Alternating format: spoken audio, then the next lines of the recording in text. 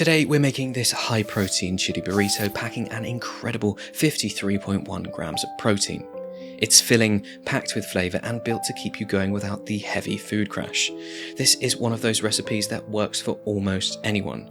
You can keep it meat heavy, lean it out, or make it fully vegetarian without losing flavour.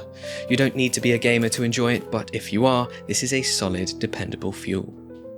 Before we start cooking, here's a list of all the ingredients we are going to need. Just to point out, this will make 8 burritos since I'm meal prepping, but you can divide the recipe to the desired quantity. While the rice cooks, we are going to prepare the vegetables. Dice the onion fairly small so it melts into the sauce. I'll link a video I made on how to finely dice an onion, or if you can't be bothered, then just whack it in the food processor. Do the same for the peppers, dicing them into small even cubes so they cook at a consistent rate.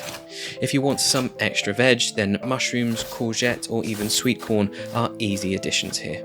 Just be conscious that the more vegetables you add, the more moisture you're introducing into the sauce when it comes to reducing it down later. We are also going to slice our chorizo into small cubes a similar size as the vegetables. Again, this isn't necessary, but it adds a massive flavour punch to the dish.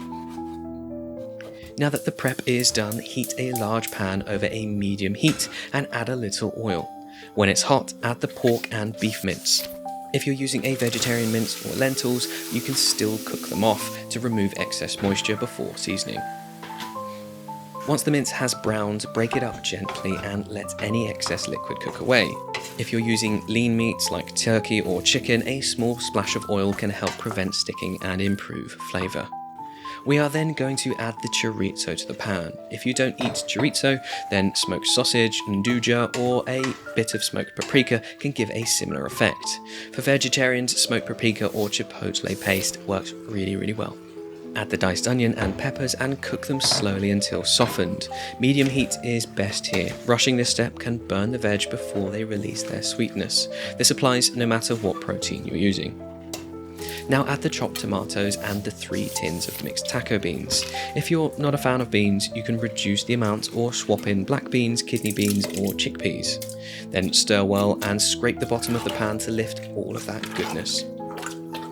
Once everything has softened and fragrant, add the chili seasoning. Stir well so it coats everything evenly and let it cook for about a minute.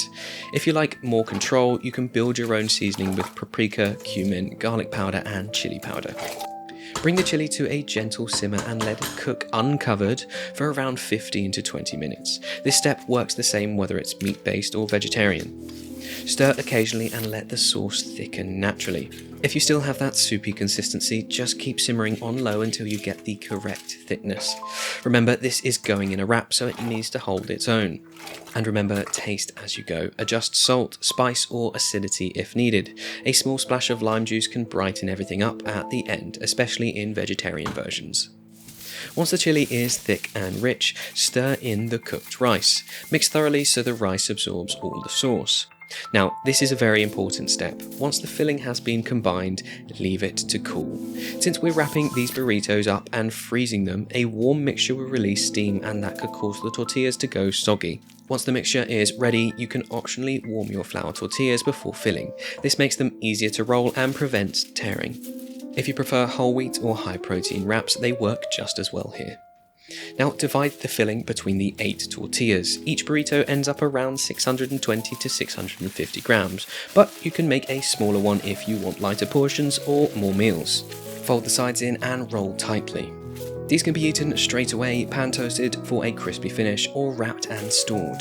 They're ideal for fridge or freezer storage and reheat well in a pan, oven or microwave.